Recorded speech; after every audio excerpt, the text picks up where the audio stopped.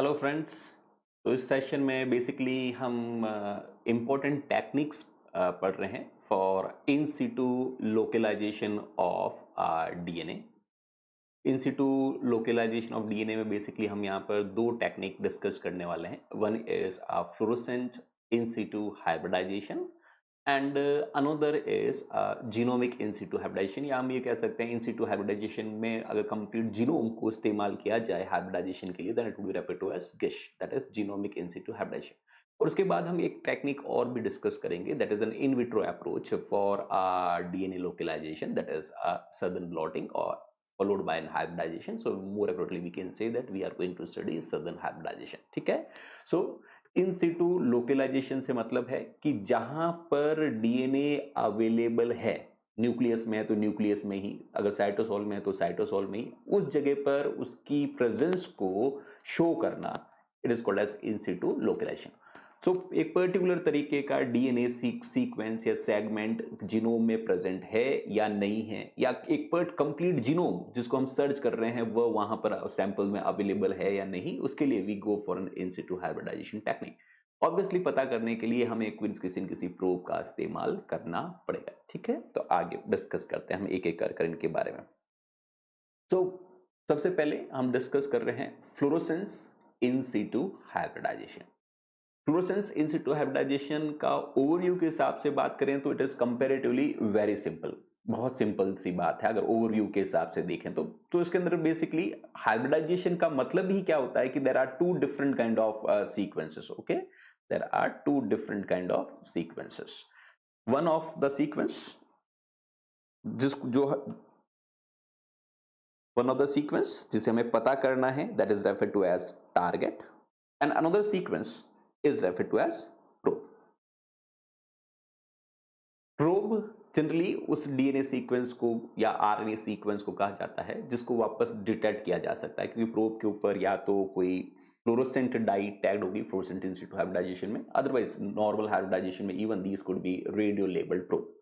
सो जो भी टारगेट हमारा डीएनए है, उस टारगेट डीएनए को हम डीनेचुरेट करेंगे हीटिंग कर ताकि वो सिंगल स्ट्रैंड हो जाए, और फिर हाइब्रिडाइजेशन के लिए प्रोब के साथ मिक्स करेंगे, इंक्यूबेट करेंगे और टेम्परेचर को लोअर करेंगे। अगर टारगेट डीएनए जो जैसा हम चाहते हैं वहां पर अवेलेबल है तो प्रोब उसके साथ जाकर हाइब्रिडाइज होगा, और हाइब्रिडाइज होगा तो एक सिग्नल है उसको प्रोड्यूस करेगा। ठीक है, यहां तक बात। तो आगे बात करते हैं। So this is a basic overview where you are having the two different types of DNA. One is referred to as target and another is referred to as probe. Target DNA is denatured, is converted to single strand form, and then allowed it to hybridize with a probe, and probe could be easily detected because most often the probe it is tagged with a fluorescent dye. Okay, so इस overview के साथ आगे बात करते हैं। So जैसे हमने कहा प्रोब से हमारा क्या मतलब है। प्रोब एक तरीके से हम कह सकते हैं ना जासूस है। जैसे हमने कहा ना मार्स के ऊपर हमने एक प्रोब भेजा, प्रोब का मतलब एनीथिंग जो एक डिजायर्ड डेस्टिनेशन पर पहुंचे, और सिर्फ पहुंचे ही नहीं वहां से वापस सिग्नल को लिबरेट करे तो उसे प्रोब कहा जाएगा। मॉलिक्यूलर बायोलॉजी में प्रोब से हमारा क्या मतलब है, तो मॉलिक्यूलर बायोलॉजी में प्रोब से हमारा मतलब है कि मोस्ट ऑफन आइदर दीज जो जासूस की तरह इस्तेमाल हो रहे हैं, जो एक पर्टिकुलर जगह पर जाकर बाइंड हो रहे हैं, most often these are certain oligonucleotide sequences which binds to a perfect complementary sequence. Even जब हम आगे प्रोटियोमिक्स की बात करेंगे तो कुछ जगहों पर even the antibodies they could also be utilized as a probe, वो भी एक पर्टिकुलर तरीके के प्रोटीन को जाकर पहचान पाएंगे। Here in fluorescent in situ hybridization जो probes होंगे they would be tagged with a fluorescent dye, पर हमेशा प्रोब फ्लोरोसेंट डाई के साथ ही टैग हो ऐसा कोई जरूरी नहीं है। Even there are various synthetic oligonucleotide sequences which may be radio labelled. Okay, तो अगर प्रोब रेडियो लेबल्ड है, वापस वो कहां पर जाकर हाइब्रिडाइज हुए हैं उनको डिटेक्ट करना है तो हमें ऑटो रेडियोग्राफी करनी पड़ेगी।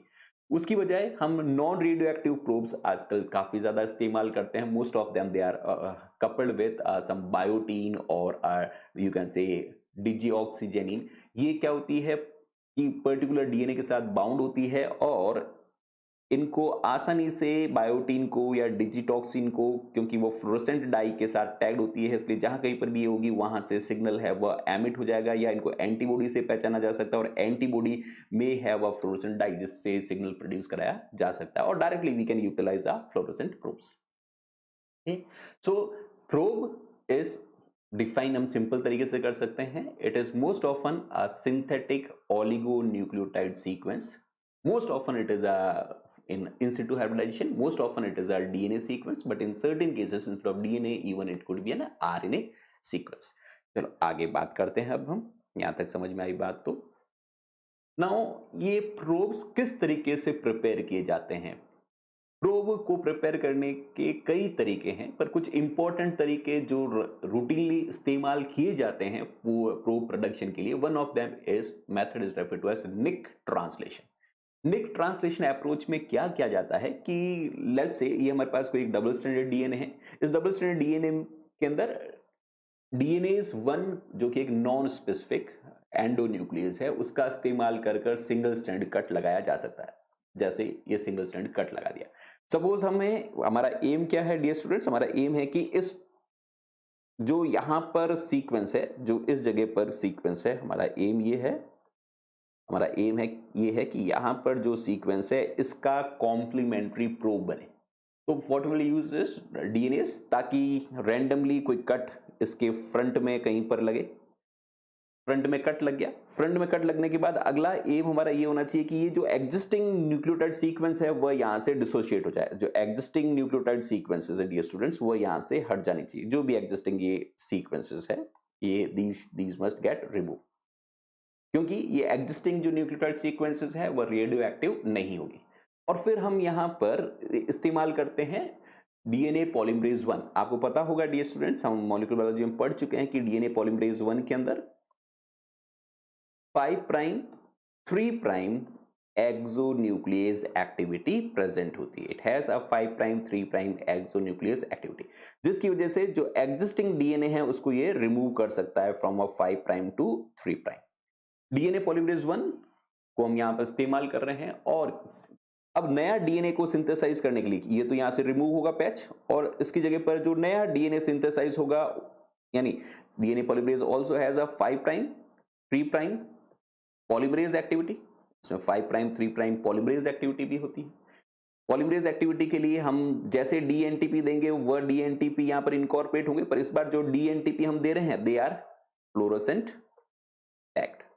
तो कुल मिलाकर अब आपके पास इनिशियली अगर आप देखें यहां पर तो नॉर्मल तरीके का डीएनए था, बट नॉर्मल डीएनए है वो यहां से एक्साइज कर दिया गया, और अब यहां पर कोई फ्लोरोसेंट डीएनए है वह फिल कर दिया गया इस जगह पर। Now you are having a fluorescent DNA, and this now fluorescent DNA ये यहां से एक्साइज कर this fluorescent DNA now it could be utilized as a probe. अब इसे प्रोब की यहां से हटाया हमने, और इसको प्रोब की तरह इस्तेमाल किया जा सकता है।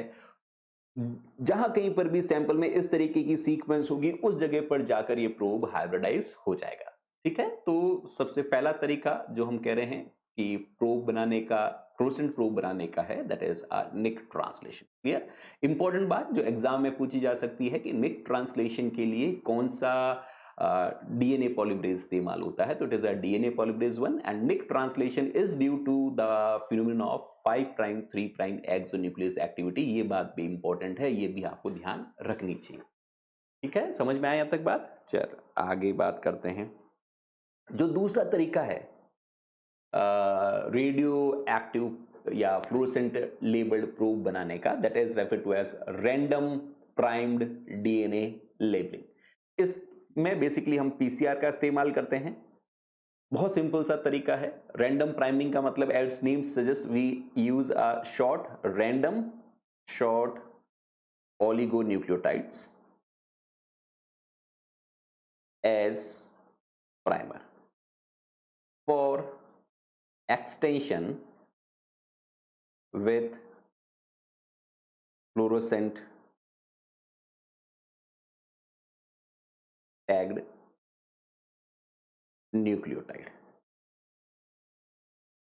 ओके, जो शॉर्ट है बेसिकली ये 6 न्यूक्लियोटाइड के आसपास, ताकि रैंडमली हाइब्रिडाइजेशन होने की चांसेस को एनहेंस किया जा सके बढ़ाया जा सके। और डियर स्टूडेंट्स, यहाँ पर डीएनए पॉलीमरेज 1 इस्तेमाल करने की बजाय we use a klenow fragment from DNA polymerase 1। जैसा हम पढ़ चुके मोलेक्युलर बायोलॉजी में, lack 5 prime 3 prime exonuclease active.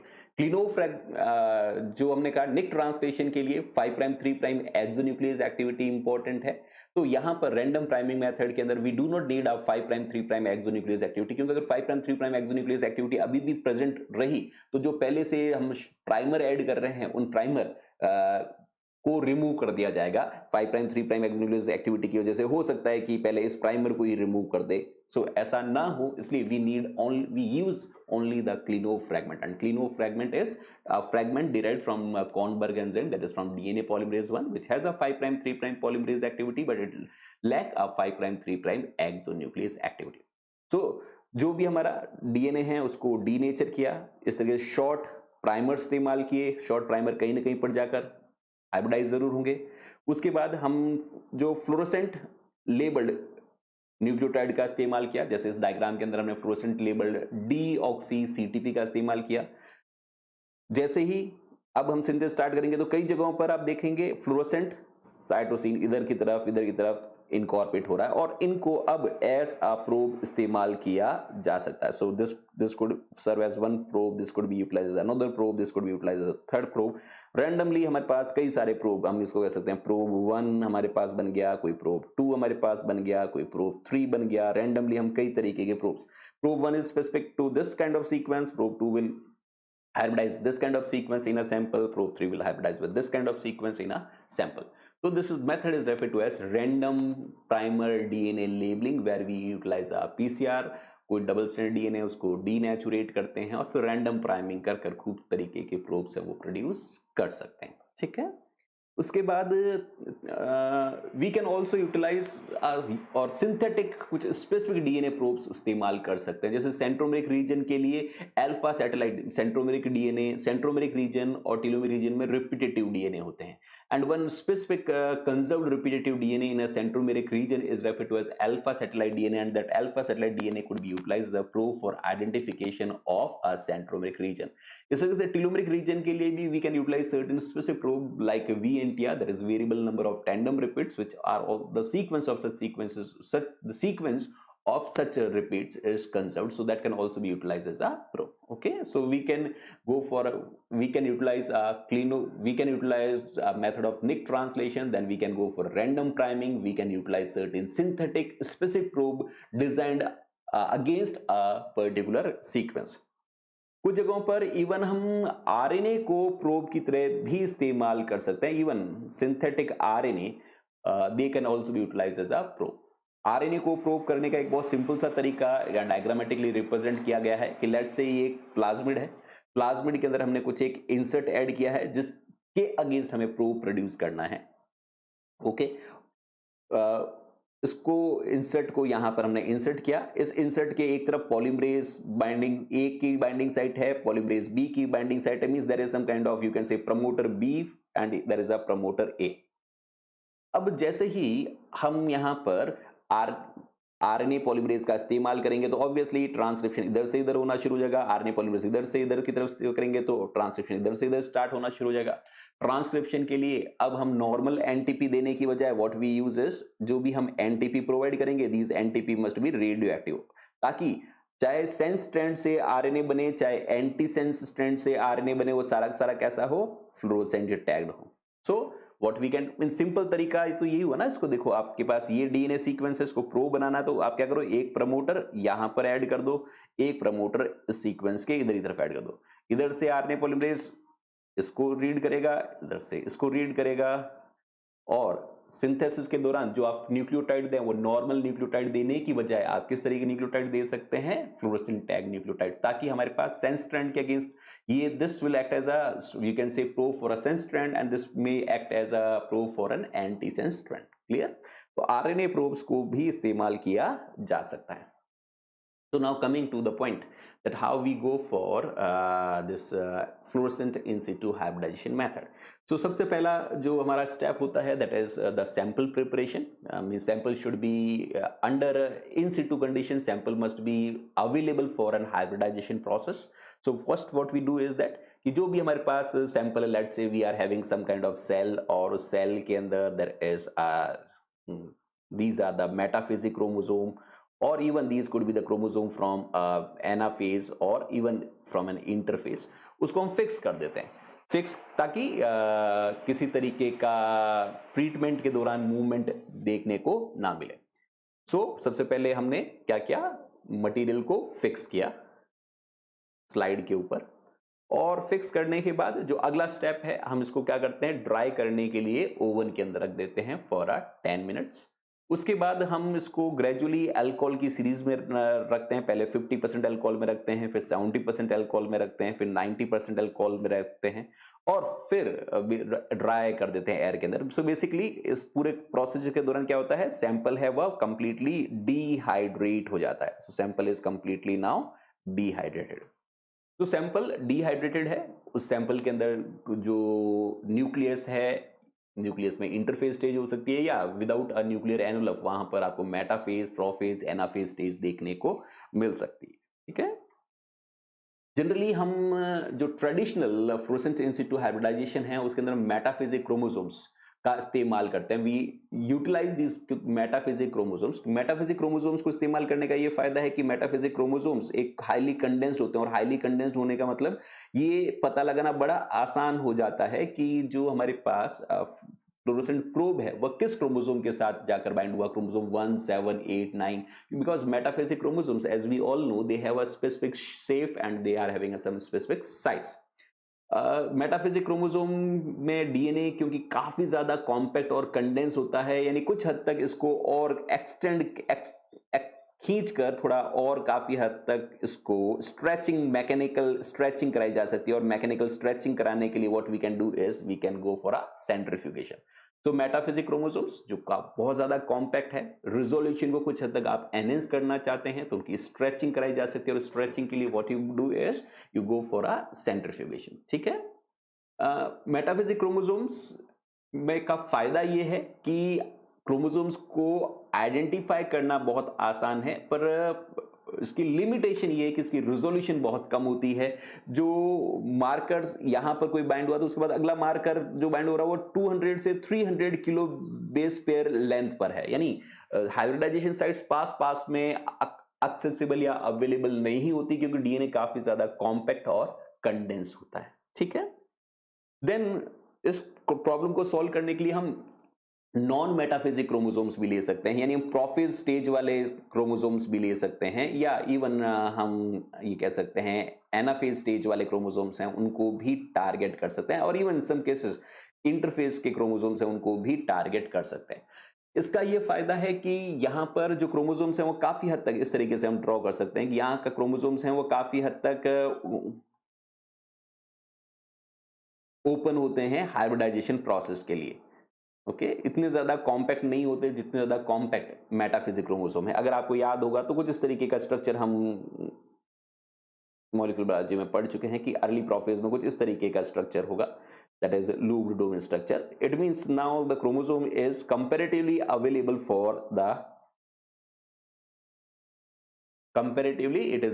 For the hybridization process. इससे अब रिजोल्यूशन 100 केबी से घटाकर 25 केबी तक किया जा सकता है, यानी बहुत पास में डीएनए है तो भी उनके ऊपर प्रोब जाकर हाइब्रिडाइज होगा. बट प्रॉब्लम यह है कि किस क्रोमोसोम के साथ डीएनए जाकर हाइब्रिडाइज हुआ उसको पहचानना बड़ा मुश्किल हो जाता है, क्योंकि ऐसा करने पर जो क्रोमोसोम की मॉर्फोलॉजी है वह लॉस हो जाती है. Means you can not identify that whether is a chromosome 1 और क्रोमोसोम 4 और chromosome 8. It's become very difficult. Okay. और अब तो और ज्यादा हायर रिजोल्यूशन वाला मेथड भी अवेलेबल है, that is referred to as fibre FISH. Fibre FISH के अंदर basically we utilize an interphase chromosomes where the chromosomes they are least compact and these are mainly in a fiber form. Mainly they are in a 30 nm fibre form. इसको hybridisation के लिए इस्तेमाल करने का ये फायदा है कि यहां पर हाई रेजोल्यूशन होता है। पहली बात, डीएनए को और ज्यादा बेटर ढंग से हाइब्रिडाइजेशन के लिए अवेलेबल कराने के लिए डीएनए को और ज्यादा स्ट्रेच किया जा सकता है by approach refer to as gel stretching और by molecular combing. Gel stretching या मॉलिक्यूलर कॉम्बिंग करने के बाद अब डीएनए बहुत ज्यादा आसानी से एक्सेसिबल या अवेलेबल होना शुरू हो जाता है और दो मार्कर या दो points hybridization sites even 10 kb तक की डिस्टेंस पर भी है तो भी उनको डिस्टिंग्विश किया जा सकता है। सो हम कह सकते हैं सबसे बेस्ट जो रेजोल्यूशन दे रहा है अब तक, जो हमने तीन की मेटाफेजिक क्रोमोसोम को लें, प्रोफेज के क्रोमोसोम्स को लें या फाइबर फिश को लें, तो सबसे ज्यादा बेटर रेजोल्यूशन कौन देगा? फाइबर फिश देगा। Okay, but again the chromosome morphology is not there, so it is very difficult to identify this that कि ये कौन सा पर्टिकुलर क्रोमोसोम है। देन हमने कहा कि फाइबर फिश को करने के लिए दो डिफरेंट टेक्निक्स अवेलेबल है। One of them is referred to as gel stretching. And gel stretching approach बहुत सिंपल सा है कि जो हमारे पास fibre form of chromosomal DNA है, उस fibre form of chromosomal DNA को हम मोल्टन एग्रोज में डाल देते हैं। सो मोल्टन एग्रोज पर डालने का मतलब है कि डीएनए विल गेट डीनेचुरेट, पहली बात तो क्योंकि टेम्परेचर ज्यादा है, और दूसरा इस जो मोल्टन एग्रोज के अंदर डीएनए है उसको हम स्लाइड के ऊपर लाकर रख रहे हैं। पर ध्यान रखें कि जो स्लाइड है उस स्लाइड के ऊपर it is coated with a restriction enzyme, slide is coated with a restriction enzymes, but this restriction enzymes, they are kept in an inactive state because we are not providing a magnesium ion.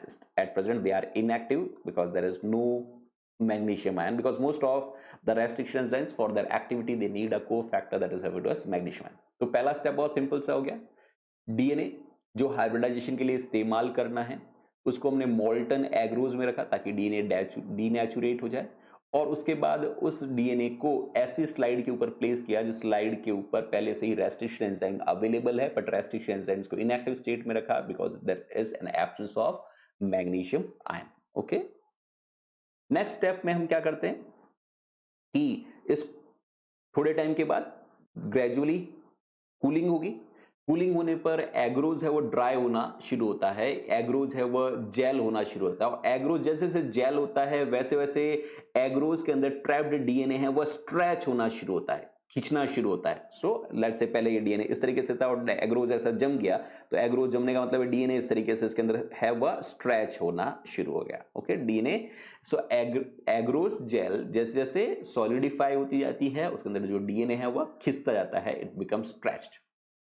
जो DNA stretch हो चुका है उस stretched DNA को fragment कर देते हैं। Fragment करने के लिए हम क्या करते हैं? मैग्नीशियम आयन को ऐड करते हैं। मैग्नीशियम आयन को ऐड करते ही रेस्ट्रिक्शन एंजाइम तो पहले से ही स्लाइड के ऊपर कोटेड थे ही, जैसे ही हम मैग्नीशियम आयन वहां पर ऐड करेंगे जो स्ट्रेच्ड डीएनए है उसके ऊपर कट कौन लगाना शुरू कर देगा? Restriction enzyme. Restriction enzyme will put a cut, और रेस्ट्रिक्शन एंजाइम कट लगाने पर इस खूब सारे फ्रैगमेंट्स बन जाएंगे। अब हम यहां पर प्रोब को ऐड कर सकते हैं। प्रोब को ऐड करने के बाद हम चेक कर सकते हैं कि क्या प्रोब किसी जगह पर हाइब्रिडाइज हुआ या नहीं हुआ। जिस जगह भी हाइब्रिडाइज होगा वहां से फ्लोरोसेंट सिग्नल एमिट होना शुरू हो जाएंगे if we visualize it under a fluorescence microscopy. तो बहुत सिंपल सा तरीका है जेल स्ट्रेचिंग कि मोल्टन एग्रोस स्लाइड के ऊपर जैसे ही सॉलिडिफाई होना शुरू होता है उसमें ट्रैप्ड डीएनए स्ट्रेच होता है और स्ट्रेच डीएनए को रेस्ट्रिक्शन से कट कर देते हैं। कट करने के बाद फिर हम उसको प्रोब के साथ हाइब्रिडाइज करते हैं। ठीक है, दूसरा जो तरीका है हम कह रहे हैं for fibre FISH that is referred to as molecular combing. और मॉलिक्यूलर कॉम्बिंग भी बहुत सिंपल सा तरीका है। मॉलिक्यूलर कॉम्बिंग में हम क्या करते हैं कि जो हमारे पास कवर स्लिप है, ये लेट्स से ये कवर स्लिप है और कवर स्लिप के ऊपर इस तरीके से हमारे पास डीएनए है। ठीक है, ये इस तरीके से डीएनए, इस कवर स्लिप को हमने फोर्सेप से लेट से पकड़ रखा है, ये फोर्सेप है। ठीक है, इसको हमने इस तरीके से पकड़ रखा है, इस सिर्फ समझाने के हिसाब से। अभी डीएनए है वो काफी कॉम्पैक्ट है, डीएनए कुछ इस तरीके से कॉम्पैक्ट है, इस तरीके से। इसको हम क्या करते हैं कि डीएनए ये सॉल्यूशन है जिसके अंदर डीएनए इसके अंदर आकर लग गया, कवर्स ये यहां पर इसमें डीएनए था। ठीक है, दिस इज द सॉल्यूशन, और सॉल्यूशन अब कहां पर आ गया है? कवर स्लिप के ऊपर।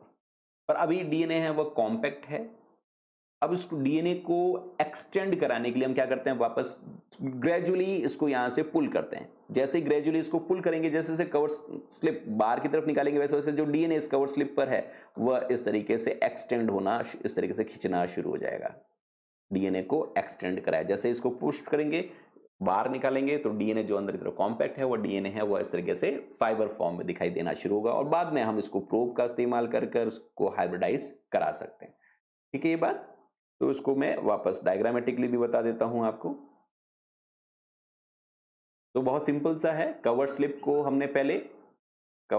हमने डीएनए सॉल्यूशन में डाला, कवर स्लिप के ऊपर डीएनए आकर बाइंड हो गया, डीएनए कॉम्पैक्ट हो सकता है, उसको हमें लीनियराइज एक अरे के फॉर्म में करना है, तो धीरे से इसको बाहर की तरफ खींचा, और जैसे ही बाहर की तरफ खींचेंगे तो डीएनए जो कॉम्पैक्ट वाला था, अब डीएनए कॉम्पैक्ट रहने की बजाय जो पहले इस तरीके का था, आप देखें सारा सारा डीएनए है वह कॉम्ड हो गया है ना, जैसे बालों के ऊपर कंघी फेरी तो बाल एकदम सीधे हो जाते हैं ना, ऐसे धीरे से हमने इसको बाहर निकाला, धीरे से बाहर निकालने पर सारे डीएनए हैं वो किस तरीके से थ्रेड्स के फॉर्म में हो गए। और ऐसा करने के बाद अब हम प्रोब के साथ हाइब्रिडाइजेशन करा सकते हैं, एंड पर कहीं से जो सिग्नल आ रहे हैं नहीं आ रहे हैं उसको डिटेक्ट किया जा सकता है। तो फाइबर फिश के अंदर डीएनए को हाइब्रिडाइजेशन के लिए अवेलेबल कराने के लिए डीएनए को, क्योंकि अगर कॉम्पैक्ट होगा तो हाइब्रिड कहां पर जाकर सिग्नल बाइंड हुआ पता करना बहुत मुश्किल है, इस तरह से स्ट्रेच हो गया तो सिग्नल कहां से आ रहा है उसको डिटेक्ट करना कंपैरेटिवली आसान है। तो दो तरीके हमने पढ़ लिए, एक तो one could be refer to as gel stretching and another method is refer to as molecular combing. ठीक है यहां तक बात। सो सैंपल हमारे पास प्रिपेयर्ड है हाइब्रिडाइजेशन के लिए। तो अब नेक्स्ट स्टेप होती है कि हम अब हाइब्रिडाइजेशन करें। हाइब्रिडाइजेशन के लिए जो भी हमारे पास क्रोमोसोम, मेटाफेजिक क्रोमोसोम है या एनाफेजिक क्रोमोसोम है या इंटरफेज वाला डीएनए है, मॉलिक्यूलर कॉम्बिंग की है, जो नेक्स्ट स्टेप होता है हमारे पास कि हाइब्रिडाइजेशन के लिए what we do is we use some kind of probe DNA. Probe DNA को पहले हम हीट कर डी सिंगल स्ट्रैंड करते हैं और सिंगल स्ट्रैंड प्रोब को टारगेट के साथ हाइब्रिडाइजेशन कराते हैं। So most often some fluorescent probes which could जो probe DNA है that is tagged with FITC, that is fluoroisothiocyanate, which is you can say fluorescent dye which is most often utilized. Okay, तो probe लिया, probe के ऊपर FITC लगा हुआ है, fluorescent dye लगी हुई है, वह जाकर टारगेट के साथ हाइब्रिडाइज हुई। अब जो एक्सेस प्रोब है, एक्सेस प्रोब को यहां से हटाने के लिए what we will do is excess probe को यहां से हटाने के लिए वॉशिंग करेंगे। So we will go for a washing and then we can go for the counter staining, means जहां से प्रोब हाइब्रिडाइज हुआ वहां से लेट्स से ग्रीन कलर की फ्लोरेसेंस आ रही है तो बाकी कुछ दूसरे कलर में दिखे, इसलिए उसके लिए हम क्या कर सकते हैं, काउंटर स्टेनिंग के लिए जा सकते हैं। So that most of the chromosomes it is where no probe is hybridize it looks are different coloured, while the region where probe has hybridized वहां से फ्लोरेसेंस सिग्नल आना शुरू हो। तो प्रोब से हाइब्रिडाइजेशन के बाद थोड़ी कूलिंग के बाद वापस जेंटल वॉशिंग ताकि एक्सेस प्रोब हटाया जा सके, और फिर हम क्या करते हैं, काउंटर स्टेनिंग करते हैं ताकि बाकी के डीएनए को भी विजुअलाइज किया जा सके as compare to the DNA where the probe has hybridized. Okay, then last step is to go for a detection under a fluorescent microscope. Fluorescent microscope or fluorescent microscope maybe most often nowadays we are utilizing a type of fluorescent microscope referred to as confocal microscope. Microscope के नीचे देखने पर कुछ जगहों से counter staining की वजह से आप देख रहे हैं, काउंटर स्टेनिंग क्या प्रोवाइड कर रही है, काउंटर स्टेन इस डायग्राम के अंदर ब्लू कलर प्रोवाइड कर रहा है, और फ्लोरोसेंट कैसी आ रही है, ग्रीन कलर की, green fluorescence, and this green fluorescence is due to a specific probe. Okay, so इस तरीके से ग्रीन कलर की फ्लोरेसेंस आपके पास स्पेसिफिक तरीके से कुछ जगहों से दिखाई देना शुरू हो गए। तो हमें पता चल गया कि वह टारगेट डीएनए जिसको हम ढूंढ रहे हैं वह इन क्रोमोसोम के ऊपर प्रेजेंट है। सो बहुत सिंपल सा था, पहले प्रोब प्रिपेयर कर लें, कई तरीके हैं, फिर जो टारगेट डीएनए उसको डीनेचुरेट करें, डीनेचुरेट कर अब उसके साथ प्रोब को हाइब्रिडाइज करें, प्रोब को हाइब्रिडाइज करने के बाद एक्सेस प्रोब को वहां से रिमूव करें, काउंटर स्टेनिंग करें, काउंटर स्टेनिंग के बाद जो हमारी स्लाइड है जिसके ऊपर ये सैंपल अवेलेबल उस स्लाइड को सीधा फ्लोरेसेंस माइक्रोस्कोप के नीचे देखें और आपके पास सिग्नल है वो दिखाई देना शुरू हो जाएंगे। ठीक है, coming to the application part of fluorescence in situ hybridization, जो सबसे पहली सिंपल एप्लीकेशन हो सकती है that is it is a kind of physical mapping. है ना, फिजिकल मैपिंग का एक तरीका है। फिजिकल मैपिंग का मतलब locating the position of some chromosome, locating the position of a certain DNA segment on a particular chromosome. यानी अगर हमें फिजिकली पता करना हो कि हंटिंगटन जीन कौन से क्रोमोसोम पर है, तो उसके लिए हम फ्लोरोसेंट इन सिटू हाइब्रिडाइजेशन का इस्तेमाल कर सकते हैं। We must use a probe specific for Huntington gene and then we will under in situ condition hybridize it with the genome, and if let's say this probe hybridization signal comes from chromosome number 4, so we'll say physically this Huntington gene it is present on a human chromosome 4. so जहां कहीं पर भी जाकर hybridise होगा उस जगह से signal हमारे पास अवेलेबल हो जाएगा, हम उसको आइडेंटिफाई कर लेंगे कि कौन सा क्रोमोसोम है। सो फिजिकली जीन की लोकेशन को पता किया जा सकता है और वो भी इन सिटू कंडीशन में। सो फिजिकल मैपिंग इन सिटू अप्रोच है ये। दूसरा, fluorescent in situ hybridisation method से हम पैथोजन का आइडेंटिफिकेशन कर सकते हैं, बैक्टीरियल पैथोजन, स्पेशली उन बैक्टीरियल पैथोजन्स की बात कर रहे हैं जहां पर जीनोम डीएनए का होता है, उनको पता आसानी से किया जा सकता है। कैसे पता किया जा सकता है, उसका सिंपल सा तरीका यहाँ पर फ्लो चार्ट के अंदर रिप्रेजेंट किया गया है। इसको आप एक बार देख लें कि पहले उस पेशेंट को जिसको किसी तरीके का बैक्टीरियल इन्फेक्शन है उससे हमने सैंपल को कलेक्ट किया। सैंपल को कलेक्ट करने के बाद हमने पर्टिकुलर लेट्स से हम जो टेस्ट कर रहे हैं वह ट्यूबरक्लोसिस बैक्टीरिया के लिए कर रहे हैं, जहां पर हम ये चेक कर रहे हैं कि माइकोबैक्टीरियम ट्यूबरक्लोई बैक्टीरिया है या नहीं। तो पेशेंट से हमने सैंपल को विड्रॉ किया उसके ब्लड से। सैंपल को विड्रॉ करने के बाद we must have a specific probe for tuberculosis bacteria. तो हमने इस तरीके से सिंथेटिक प्रोब्स हैं वो डिजाइन कर लिए जो फ्लोरोसेंट टैग्ड है। जो सैंपल हमने पेशेंट से डिराइव किया उसको केमिकली इस तरीके से ट्रीट करते हैं ताकि जो बैक्टीरियल सेल वॉल और सेल मेम्ब्रेन है वो परमिएबलाइज हो जाए, ताकि फ्लोरोसेंट टैग है वो फ्लोरोसेंट मॉलिक्यूल्स है उस सेल के अंदर एंटर कर पाए। तो परमिएबलाइज करने के बाद फ्लोरोसेंट टैग अंदर की तरफ एंटर करेंगे। तो उसके लिए हो सकता है आपको डिटर्जेंट का ट्रीटमेंट दे, माइल्ड हीटिंग करनी पड़े। कुल मिलाकर we have to enhance the porosity of the pathogenic microbes. फिर जो प्रोब है वह उसके अंदर एंटर करेंगे और अगर प्रोब को कहीं पर complementary, probe is specific for tuberculosis bacteria, अगर पैथोजन वास्तव में माइकोबैक्टीरियम ट्यूबरक्लोई है तो वह प्रोब उसके साथ जाकर हाइब्रिडाइज होगा। हाइब्रिडाइज हुआ या नहीं हुआ उसको पता करने के लिए we can utilize microscope. Microscope के नीचे से कहीं से वॉशिंग करने के बावजूद भी फ्लोरोसेंट सिग्नल्स दिखाई दे रहे हैं, इसका मतलब वह पैथोजेनिक बैक्टीरिया वहां पर अवेलेबल है।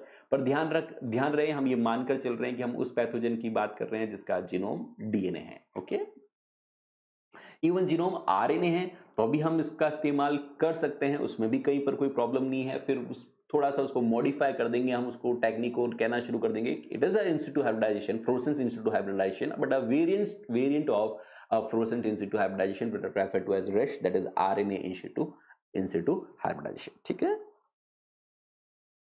तो रिश के बारे में हम बात कर ही रहे थे। RNA in situ hybridization which is a type of FISH, जहां पर हमारा टारगेट है, target is not DNA, target is RNA. So we can utilize a DNA probe or we can utilize an RNA probes, और हम उन DNA या RNA probe से ये पता करने की कोशिश भी कर सकते हैं कि किसी एक पर्टिकुलर तरीके के mRNA एम्ब्रियोनिक टिश्यूज में कहां पर है।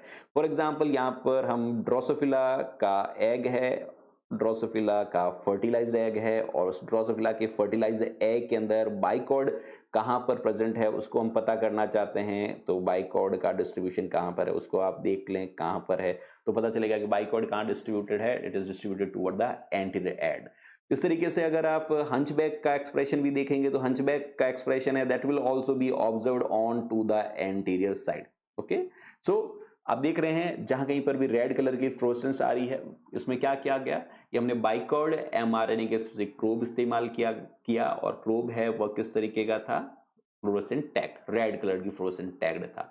जैसे ही हम इस प्रोब को जो परमिएबलाइज्ड एग है, फिक्स्ड परमिएबलाइज्ड एग है, उसके अंदर प्रोब मूव करता है, उसको टारगेट जहां एमआरएनए मिलेगा वहां पर जाकर ये हाइब्रिडाइज होगा और हाइब्रिडाइज होने के बाद उस जगह से सिग्नल एमिट करेगा। ये सिग्नल अगर एंटीरियर साइड से एमिट करता है तो will say that it is present on the anterior side. There may be some proteins mRNA which make emit a signal from both the sides, then we will say that this mRNA is equally distributed toward the anterior and posterior side. So fluorescent in situ hybridization approach से आप mRNA की location है वह भी पता कर सकते हैं कि सेल के अंदर mRNA है वो किस जगह पर डिस्ट्रीब्यूटेड है। ओके, इस फ्लोरोसेंट इन सिटू हाइब्रिडाइजेशन से हम जीन एक्सप्रेशन हो रहा है या नहीं हो रहा है उसको भी पता कर सकते हैं by using an approach refer to as single molecule RNA FISH. यानी लेट्स से कोई एक जीन है, उस जीन एक से कोई ट्रांसक्रिप्शन हो रहा है या नहीं हो रहा है, क्योंकि ट्रांसक्रिप्शन होगा तो उससे कोई न कोई एमआरएनए बनेगा। अब कोई एमआरएनए वहां पर प्रेजेंट है या नहीं, क्योंकि दैट में बी मल्टीपल एमआरएनए, कई सारे एमआरएनए यहां पर हो सकते हैं, उसमें से पर्टिकुलर तरीके का एमआरएनए जो हम चाहते हैं वो यहां पर अवेलेबल है या नहीं। तो उसके लिए obviously now what technique you have to utilize is you must have some kind of probe. So particular तरीके का एमआरएनए है या नहीं, और है तो वह किस अमाउंट में है, कितनी उसकी कंसंट्रेशन है उसको पता करने के लिए let's say again you have utilize some kind of probe. This is let's say probe. अगर पर्टिकुलर एमआरएनए होगा तो प्रोब जाकर उसके साथ हाइब्रिडाइज हो जाएगा, और हाइब्रिडाइज होगा वो सिंगल तरीके का एमआरएनए, वहां से सिग्नल एमिट होना शुरू हो जाएगा। तो अगर सिग्नल आता है means a particular gene A is being expressed. Signal की इंटेंसिटी कितनी है उससे हमें ये पता चलेगा what is the level of expression of that particular gene, और what is the level of transcription of that particular gene, that और in what proportion the transcript is being produced. ठीक है, तो जीन एक्सप्रेशन के लिए क्या approach इस्तेमाल कर रहे हैं, single molecule RNA fluorescent in situ hybridisation, जिससे डिटेक्शन भी हम कर सकते हैं और जिससे हम क्वांटिफाई भी कर सकते हैं। ठीक है, we can utilize fluorescent in situ hybridization for karyotyping. What is karyotyping? That we have already discussed in a genetics. Karyotyping is a technique where that we arrange chromosomes according to size. Then we calculate उनकी chromosome की shape क्या है, chromosome की size क्या है, chromosome का p/q ratio क्या है, उन सबको डिटेक्ट करते हैं, स्टैंडर्ड के साथ कंपेयर करते हैं कि कहीं पर कोई चेंज तो नहीं है। Normal fluorescent in situ hybridisation के अंदर हो सकता है कि एक ही तरह के फ्लोरोसेंट डाई इस्तेमाल करें, बट आजकल कैरियोटाइपिंग के लिए you utilize a multi colour FISH. Multi colour FISH में क्या करते हैं कि जो डिफरेंट क्रोमोसोम्स हैं उन डिफरेंट क्रोमोसोम्स के लिए स्पेसिफिक फ्लोरोसेंट प्रोब इस्तेमाल करते हैं। जैसे फॉर एग्जाम्पल फर्स्ट क्रोमोसोम के लिए हमने ग्रीन, फर्स्ट क्रोमोसोम के लिए हमने लेट्स से इस डायग्राम के हिसाब से अगर बात करें तो फर्स्ट क्रोमोसोम के लिए हमने येलो कलर की फ्लोरोसेंट डाई का इस्तेमाल किया, सेकंड क्रोमोसोम के लिए हमने ब्लू कलर की फ्लोरोसेंट डाई का इस्तेमाल किया, थर्ड के लिए हमारे पास ये, फोर्थ के लिए green and so on. We can utilize a multi coloured probes. जितने पॉसिबल फ्लोरोसेंट डाइज हैं उतने तरह फ्लोरोसेंट डाई टैग्ड प्रोब इस्तेमाल कर सकते हैं। सो इससे अब क्रोमोसोम को पहचानना बहुत आसान होगा। आप देख रहे हैं इस डायग्राम के अंदर, सॉरी इस पिक्चर के अंदर भी कितने ब्यूटीफुल कलर्स दिखाई दे रहे हैं। डिफरेंट क्रोमोसोम्स को आसानी से विजुलाइज किया जा सकता है। This is called as multi colour FISH. Multi colour FISH के और कई सारे एडवांटेज, एक तो कैरियोटाइपिंग करना बहुत आसान हो गया कि होमोलोगस क्रोमोसोम कौन सा उसको आराम से पहचान लिया जाएगा, और इसमें बड़ा ही आसान हो जाएगा कई सारे डिलीशंस, डुप्लीकेशंस, ट्रांसलोकेशंस उनको आइडेंटिफाई करने के लिए, स्पेशली कैंसर स्टडीज में, जिसके बारे में हम नेक्स्ट बात ही कल करेंगे। इस फ्लोरोसेंट इन सिटू हाइब्रिडाइजेशन से हम इवोल्यूशनरी रिलेशनशिप को एस्टेब्लिश कर सकते हैं। दैट इज जो हमारा टारगेट डीएनए है और जो प्रोब डीएनए है, अगर वो complementary and if they are from two different species, और फिर भी complementary, it means phylogenetically they are near. Suppose probe DNA is from species A and the target DNA is from species Z, and there is no hybridization, we will say that they do not share a similar phylogeny, or more accurate is कि वो phylogenetically एक दूसरे से काफी ज्यादा distant है। सो इस fluorescent in situ hybridization से कंप्लीट दो जीनोम को कंपेयर कराया जा सकता है, जिसके बारे में अभी हम पढ़ेंगे। We can compare a two complete genome. Approach would be referred to as genomic in situ hybridization, which is a type of fluorescent in situ hybridization, जिसके बारे में अभी हम डिस्कस करेंगे। जनरली फाइलोजेनेटिक या इवोल्यूशनरी रिलेशनशिप एस्टेब्लिश करने के लिए जो बैक्टीरिया में प्रोब इस्तेमाल किया जाता है that is being taken from 16S RRNA। आगे हम पढ़ेंगे कि इसी तरीके की एक इन विट्रो अप्रोच है इवोल्यूशनरी रिलेशनशिप को एस्टेब्लिश करने के लिए that is referred to as zoo blot, but that is not in situ, that is an in vitro approach, जिससे भी हम स्पीसीज का डिटेक्शन कर सकते हैं, माइक्रोबियल स्पीसीज का डिटेक्शन कराया जा सकता है, but that is not an in vivo और we will say in situ approach. ठीक है, तो इवोल्यूशनरी रिलेशनशिप है उसको भी एस्टेब्लिश किया जा सकता है। जैसे हमने कहा कि कैंसर स्टडीज में भी बहुत ज्यादा फ्लोरेसेंस इन सिटू हाइब्रिडाइजेशन का इस्तेमाल किया जाता है। Specially most of the cancers these are due to deletion of tumour suppressor genes or deletion, or we can say translocation or inversion, or there is a duplication, inversion or translocation of proto-oncogenes. These are the two major reasons. बहुत simplify करें तो बात simple सी तो इतनी सी बात हो गई कि डिलीशंस, बहुत सिंप्लीफाई करें तो हमारे पास यही बात हो गई, deletions of tumour suppressor gene and duplications of proto-oncogenes, these are the two major reasons. जैसे हम कैंसर वाले यूनिट के अंदर यूनिट 4 के अंदर काफी डिटेल्स इसके बारे में डिस्कस कर चुके हैं। अब अगर नॉर्मली ये मानते हुए हम चल रहे हैं कि जीनोम डिप्लॉयड है तो ट्यूमर सप्रेसर जीन की भी 2 कॉपीज होनी चाहिए और प्रोटो-ऑन्कोजीन की भी 2 कॉपी होनी चाहिए। अगर हम किसी ट्यूमर सप्रेसर जीन का प्रोब लें और हमें सिर्फ एक ही जगह से फ्लोरेसेंस सिग्नल मिल रहा है, इसका मतलब एक कॉपी डिलीट हो गई है। या किसी प्रोटो-ऑन्कोजीन के लिए, लेट्स से रेस प्रोटो-ऑन्कोजीन के लिए हमने प्रोब लिया और हमें 2 से ज्यादा जगहों से फ्लोरेसेंस सिग्नल मिल रहा है, इसका मतलब उसका डुप्लीकेशन हो गया है। कुछ जगहों पर कैंसर में पढ़ा था डिलीशन डुप्लीकेशन के अलावा इन्वर्शंस और ट्रांसलोकेशन होने की वजह से एक्सप्रेशन का लेवल बढ़ सकता है या एक्सप्रेशन का लेवल घट सकता है। ट्यूमर सप्रेसर जीन में इन्वर्शन या ट्रांसलोकेशन और उसका एक्सप्रेशन लेवल घट जाए तो कैंसर हो सकता है, और प्रोटो-ऑन्कोजीन के अंदर इन्वर्शन या ट्रांसलोकेशन होने के बाद एक्सप्रेशन लेवल बढ़ जाए तो it can lead to a cancer.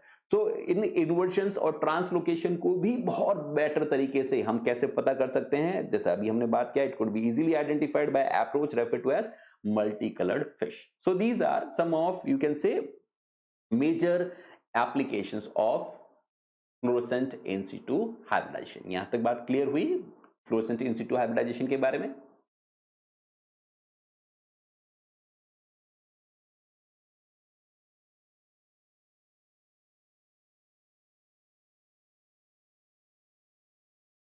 So dear friends, अब जो नेक्स्ट इसी में एक्सटेंशन टॉपिक हम पढ़ रहे हैं दैट इज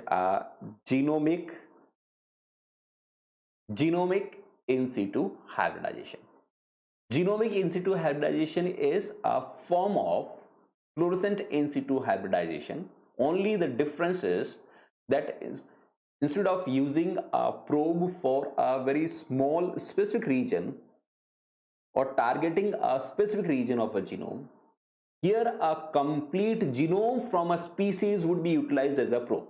एक किसी species का complete genome probe की तरह इस्तेमाल किया जाएगा, एक छोटा सा सेगमेंट प्रोब की तरह इस्तेमाल नहीं होगा, कंप्लीट जीनोम ही प्रोब की तरह इस्तेमाल किया जाए। लेट्स से मेरा खुद का जीनोम, उससे कंप्लीट प्रोब बना दिया गया और उसको मैं हाइब्रिडाइजेशन कर रहा हूं चिंपैंजी के जीनोम से, उसको हाइब्रिडाइज कर रहा हूं मंकी के जीनोम से या किसी पर्सन एक्स या वाई के जीनोम से, then this would be referred to as genomic in situ hybridisation. And obviously the genomes which is from the same species they will have more likeliness to hybridise, while the genomes which are phylogenetically distinct वहां पर जो hybridisation है वो देखने को नहीं मिलेगा। तो हम बात कर रहे हैं genomic in situ hybridisation.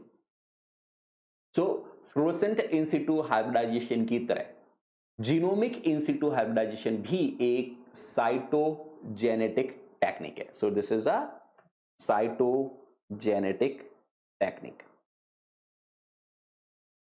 Means आपको सेल है, सेल को फिक्स करना है, स्लाइड के ऊपर लेना है, डीनेचुरेट करना है, उसको अवेलेबल कराना है हाइब्रिडाइजेशन के लिए, जीनोम वाइड हाइब्रिडाइजेशन के लिए।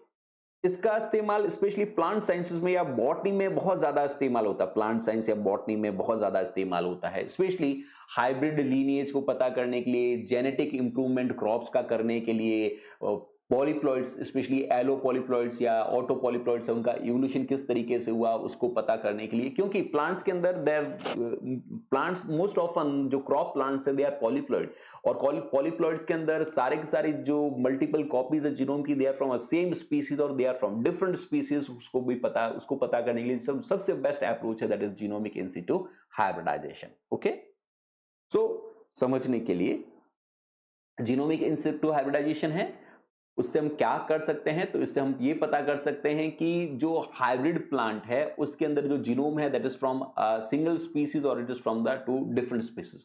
लेट्स से अगर हम एग्जांपल ट्रिटिकम एस्टिवम की बात करें, triticum aestivum is a hexaploid, 2n = 6, x = 42 है। पर क्या ये जो 6 सेट्स ऑफ क्रोमोसोम है they are from same species और they are from different species? उसको पता करने के लिए we can go for a genomic in situ hybridisation. और जब हमने जीनोमिक इन सिटू हाइब्रिडाइजेशन किया तो पता चला कि जो 6 कॉपीज है जीनोम की ट्रिटिकम एस्टिवम में, they are from 3 different species. एक कोई 1 pair of chromosome is from a triticum CRC, that is a 1 pair of chromosome that is from triticum tauschii, there is one more pair from Triticum monococcum. So there are 3 pairs of chromosome belonging to 3 different species, but this is only possible through a approach referred to as genomic in situ hybridization. इसके अंदर genomic in situ hybridization में क्या करते हैं, we use total genomic DNA. हम छोटा सा segment लेने की बजाय हम पूरा कंप्लीट टोटल जीनोमिक डीएनए लेते हैं from 2 different species and a blocking DNA. Species 1 से सपोज हमने डीएनए जो लिया वह प्रोब की तरह काम कर रहा है, और स्पीसीज बी से जो डीएनए लिया वह ब्लॉकिंग डीएनए की तरह काम करना। लेट्स से वापस मैं एक एग्जांपल की तरह बात कर लूं कि ट्रिटिकम एस्टिवम है, या हम ये बात कर लें कि कोई there are 4 sets of chromosome. Let's say ये फर्स्ट क्रोमोसोम है उसकी 4 कॉपी है, सेकंड क्रोमोसोम है उसकी भी 4 कॉपीज है। ओके, और उसको थोड़ा सा मैं कलर को अलग दे देता हूं। These 2 sets are from a different species, and these 2 sets they are from a different species. Okay, these are from different species. तो मुझे ये पता करना है कि इन 4 में से कौन से क्रोमोसोम स्पीसीज ए से बिलोंग करते हैं। तो स्पीसीज ए के लिए मैंने प्रोब हाइब्रिडाइज किया, and respect obviously if these belong to a species A and this belong to a species B, तो इन जगहों पर स्पीसीज ए के प्रोब जाकर हाइब्रिडाइज होने चाहिए। क्योंकि जनरली जो एलो पॉलीप्लॉइड्स होते हैं उसके अंदर जो 2 स्पीसीज ए और स्पीसीज बी के क्रोमोसोम्स हैं वह बहुत ज्यादा रिलेटेड होते हैं, फाइलोजेनेटिकली बहुत ज्यादा दूर नहीं है, तो हो सकता है कि प्रोब है वह इस जगह पर भी जाकर हाइब्रिडाइज हो जाए।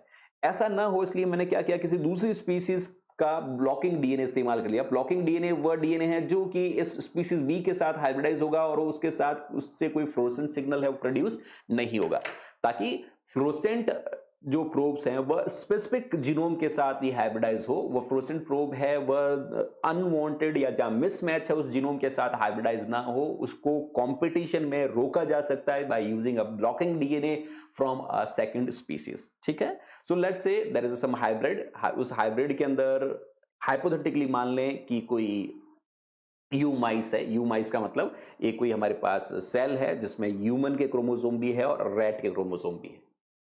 तो ये पता करने के लिए कि इनमें से ह्यूमन के क्रोमोसोम कौन कौन से हैं, हमने ह्यूमन डीएनए को यूज किया एज अ प्रोब जो कि फ्लोरोसेंट टैग्ड है। इसलिए ह्यूमन क्रोमोसोम से जो भी डिराइव्ड प्रोब है वह उस यू माउस हाइब्रिड के अंदर जो ह्यूमन क्रोमोसोम्स हैं उन्हीं के साथ जाकर हाइब्रिडाइज होंगे। बट क्योंकि ह्यूमन और रेट फाइलोजेनेटिकली नजदीक है, there is chance that human DNA probe they can also hybridize with a rat genome. To avoid this हमने क्या किया कि रेट के जीनोम के डीएनए फ्रैगमेंट को भी ले रहे हैं, पर रेट के जो जीनोम के डीएनए फ्रैगमेंट्स हैं वह फ्लोरोसेंट टैग्ड नहीं है. Now there is more likeliness that this is referred to as blocking DNA. Blocking DNA है that will more efficiently bind to the mice genome, जिसकी वजह से ह्यूमन जीनोम वहां पर बाइंड नहीं हो पाएगा.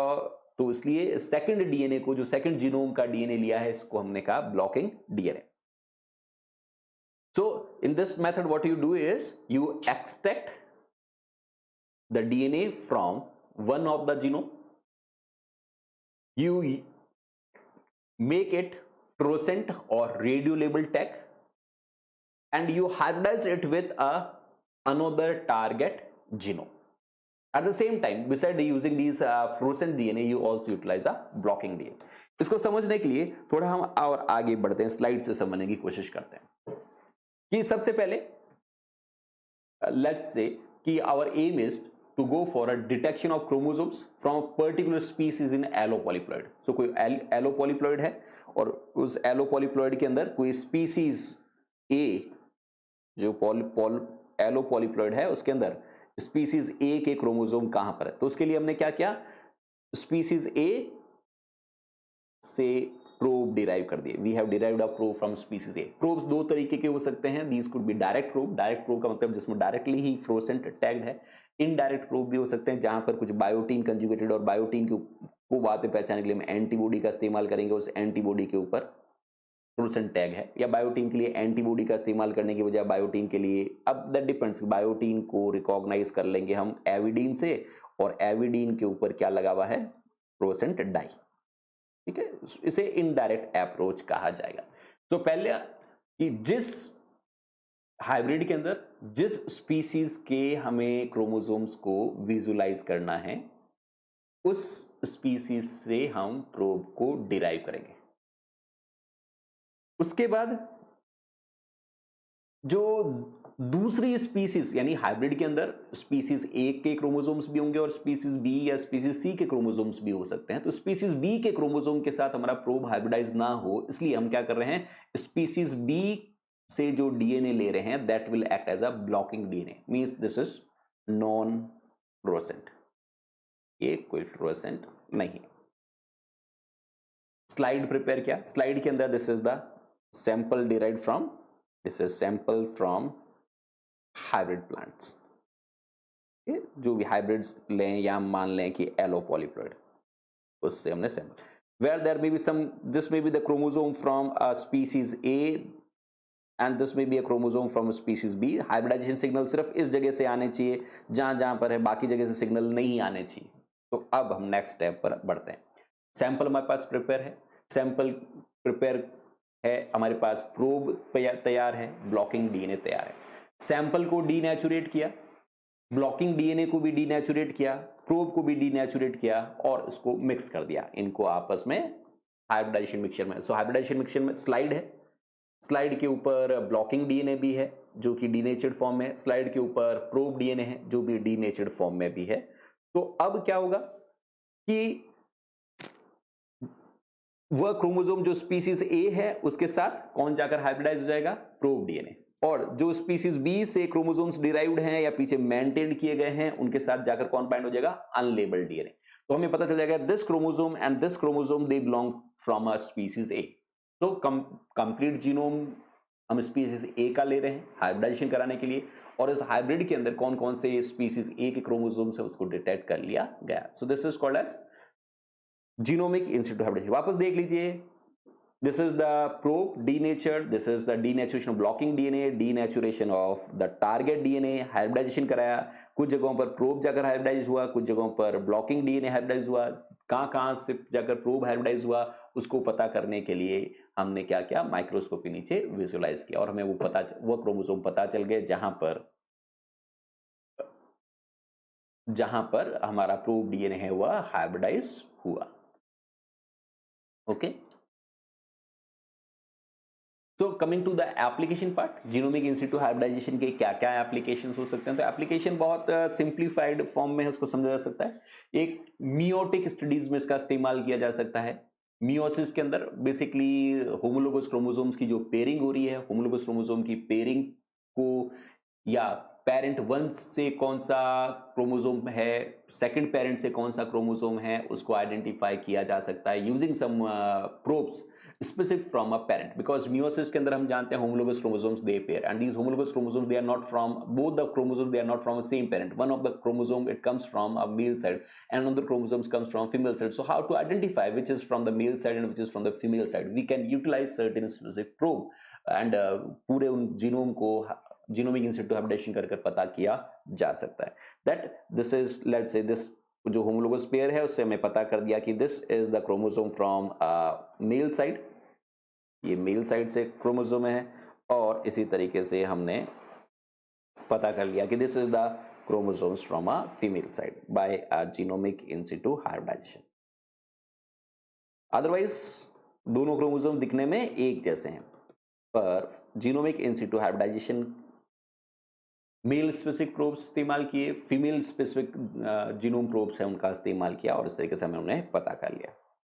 दूसरा जो इसका एप्लीकेशन हो सकता है, that application could be phylogenetic studies, that is the genome of human could be utilized as a probe, and it can be hybridized with a chimpanzee, it can be hybridized with a orangutan, it may be hybridized with a lemur, it can hybridize with a monkey, and we can check the, you can say, extent of hybridization.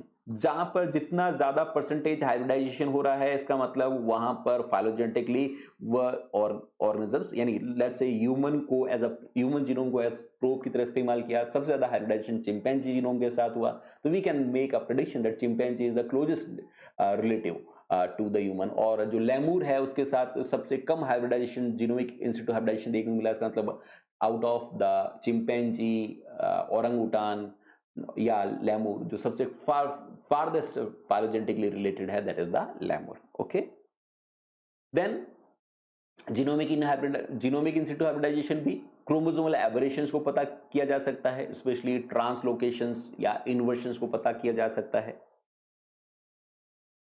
Genomic in situ hybridization से we can compare the genome of normal cell versus the genome of cancer cells. What are the differences that could be highlighted, उसको भी पता किया जा सकता है. ठीक है, अननोन जीनोम को आइडेंटिफाई किया जा सकता है, means we can utilize genome of different known organism as a probe and allow it to hybridization with unknown, and we can detect this or can establish a relationship to certain extent. हम बात ही कर चुके हैं कि hybrid genome के अंदर there are chromosomes from different species, और कौन सा क्रोमोसोम सेट किस स्पीसीज से डिराइव हुआ है उसको भी जीनोमिक इन सिटू हाइब्रिडाइजेशन से पता किया जा सकता है. पॉलीप्लॉइडी, ऑटोपॉलीप्लॉइडी है या एलोपॉलीप्लॉइडी है, उसमें किस तरीके से इवोल्यूशन हुआ, इसको भी पता किया जा सकता है. तो these are some of the applications of you can say genomic in situ hybridization. बहुत ज़्यादा क्वेश्चन तो नहीं आए हैं अब तक इस टॉपिक से, लेकिन फिर भी जो क्वेश्चंस आए हैं उनको एक बार डिस्कस कर. ये क्वेश्चन बहुत सिंपल सा है, दिसंबर 2015 में पूछा गया है. क्वेश्चन में कहा गया है एज कैंसर प्रोग्रेसेस, ओके, क्या कहा गया है कि जैसे जैसे कैंसर प्रोग्रेस करता है, कैंसर में कई सारे रीअरेंजमेंट हो सकते हैं, जैसे ट्रांसलोकेशन, डिलीशन, डुप्लीकेशन. इन रीअरेंजमेंट को आइडेंटिफाई करना है तो सबसे बेस्ट अप्रोच क्या होगी? ये तो बहुत सिंपल सा हो गया. रीअरेंजमेंट को पता करने के लिए जीनोम में best is multi colour fish. तो फ्लोरोसेंट इन सिटू हाइब्रिडाइजेशन से जो क्रोमोसोम्स हैं उनकी साइज में, शेप में जो भी फर्क आ रहा है उसको आसानी से डिटेक्ट किया जा सकता है. ठीक है, ये क्वेश्चन भी बहुत सिंपल सा है. इसमें ये पूछा गया है कि fluorescence in situ hybridization technique के लिए क्या बात इनकरेक्ट है, गलत क्या है, उसको भी हम पढ़ लेते हैं. फ्लोरोसेंट और confocal microscope is utilised. Yes, this is utilised. A labeled sequence of nucleotide is utilized. Yes, labeled sequence of nucleotide is utilized, that is used as a probe. Specific fluorescent tagged antibodies are utilized. No, antibodies they are not utilized. Probe itself is a fluorescent tagged. A stringent washing step is essential to remove an appearance of non specific signal, हाँ बिल्कुल washing करता है कि unwanted probes हैं उनको हटाया जा सके। सो फॉल्स स्टेटमेंट क्या है थर्ड, कि यहाँ पर एंटीबॉडी फ्लोरेसेंट टैग होती है, नहीं एंटीबॉडी फ्लोरेसेंट टैग नहीं होती, जो ओलिगोन्यूक्लियोटाइड सीक्वेंस है it itself is a fluorescent tag. यहां तक बात, चलो अब हम बात कर रहे हैं एक इन विट्रो अप्रोच के बारे में। अब तक हम जो बात कर रहे थे we were talking about in situ approach. तो इन सिटू जो अप्रोच हमने पढ़ी, जिसको हम इन विवो भी कह सकते हैं, इन सिटू या इन विवो जो अप्रोच हमने पढ़ी, that was the FISH and GISH, जिसके अंदर हमने डीएनए को सेल से बाहर आइसोलेट नहीं किया था, सेल को ही फिक्स कर दिया था स्लाइड के ऊपर, और फिर हम हाइब्रिडाइजेशन के लिए, चाहे वो बैक्टीरियल सेल है चाहे एनिमल प्लांट सेल है, उसको हमने स्लाइड के ऊपर ही फिक्स किया। इन विट्रो अप्रोचेस में क्या होगा कि DNA would be isolated from bacteria और it would be isolated from the plant और animal sources, and then we will go for hybridization. So hybridization, if it is occurring within a cell, within its original location, then the approaches would be referred to as in situ. If it is outside that location, it is on the filter paper or on a slide or on a gel, then the approach would be referred to as in vitro. So southern hybridization से भी we can detect a specific DNA sequences in a DNA sample using a probe, और जो probe यहाँ पर इस्तेमाल करेंगे, these probes could be DNA or these probes could be RNA. Probes could be, most often these probes could be radio labeled, most often they are very sensitive, even fluorescent tag could also be utilized, but most commonly the probes they are utilized is a radio labeled probe.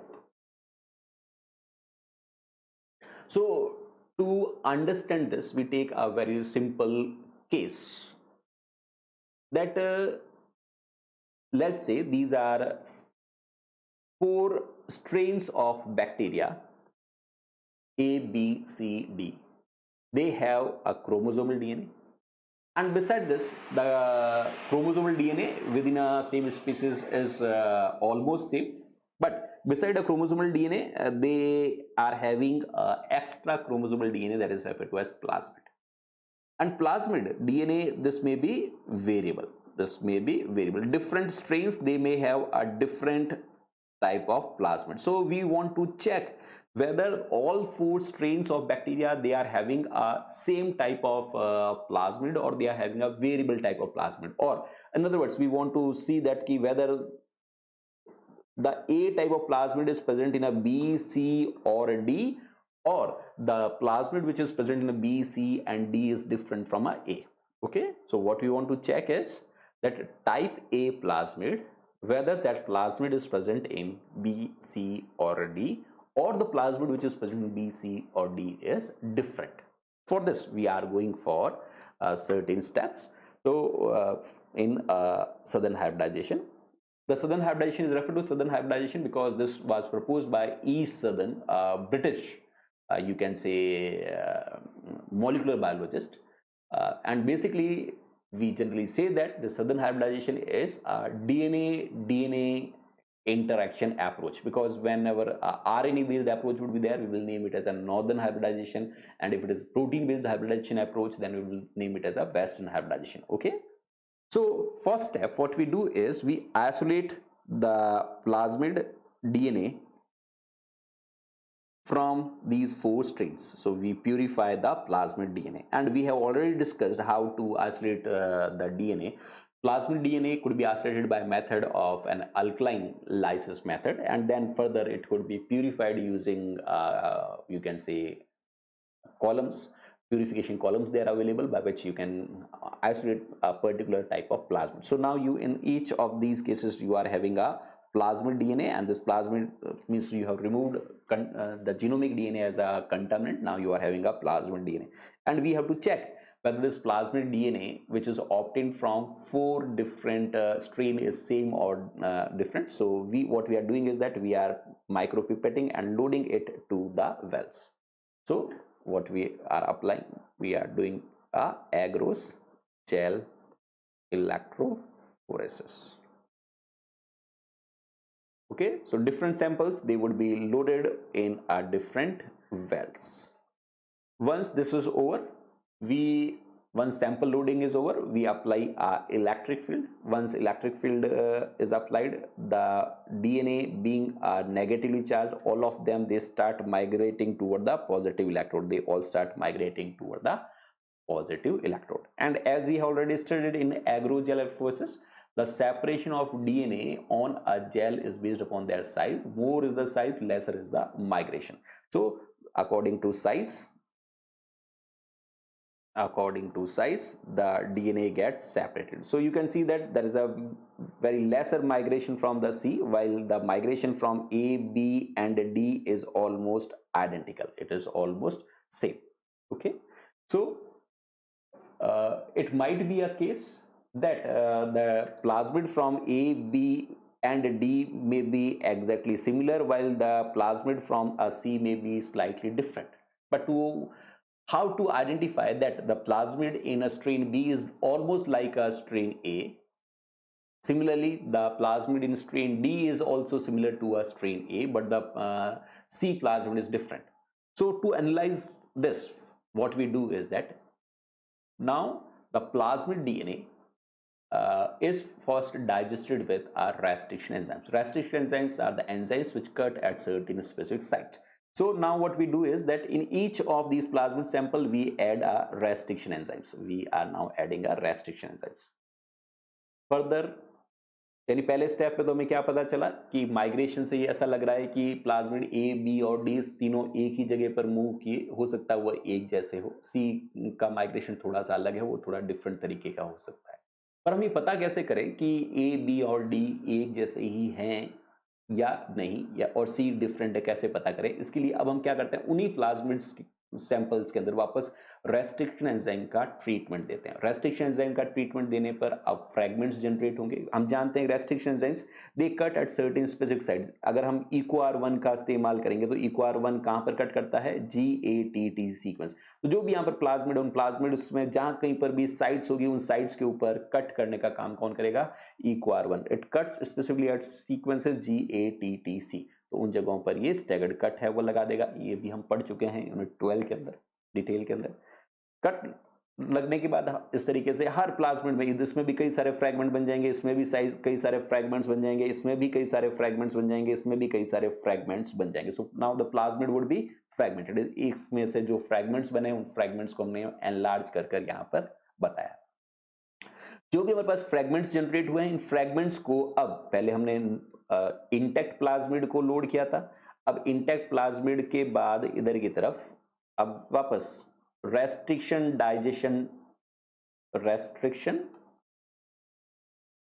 Digested plasmids को वापस अब हमने load किया. तो अब देख रहे हैं कि ए और बी का बैंड पैटर्न काफी हद तक सिमिलर है, सी का बैंड पैटर्न डिफरेंट है, डी का बैंड पैटर्न भी डिफरेंट है. सो अब हम ये कह सकते हैं कि जैसे ही हमने रेस्ट्रिक्शन एंजाइम का ट्रीटमेंट करने के बाद सेपरेट किया, वापस फ्रैगमेंट भी साइज के हिसाब से सेपरेट हो गए. जो स्मॉल साइज वाले हैं वो आगे की तरफ चले गए और जो लार्ज साइज वाले हैं वो पीछे की तरफ चले गए. ये पीछे ही रह गए, ये तो आपको पता ही है. तो अब हम इस कंक्लूजन पर पहुंच सकते हैं कि पहले हमें ए, बी और डी तीनों आइडेंटिकल लग रहे थे, अब ऐसा लग रहा है कि ए और बी ज्यादा आइडेंटिकल है, well C and D are comparatively different. अब थोड़ा और हम आगे मूव कर गए.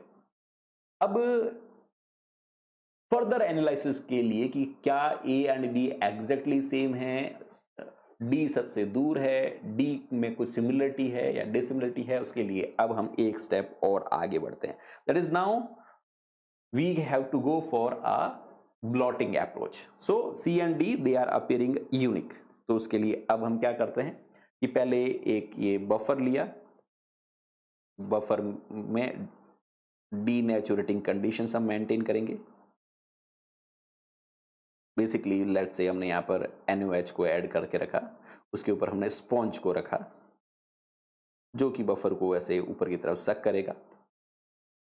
अब इसके ऊपर हम रख देते हैं हमारी एग्रोस जेल. इस एग्रोस जेल को हमने रख दिया यहां पर.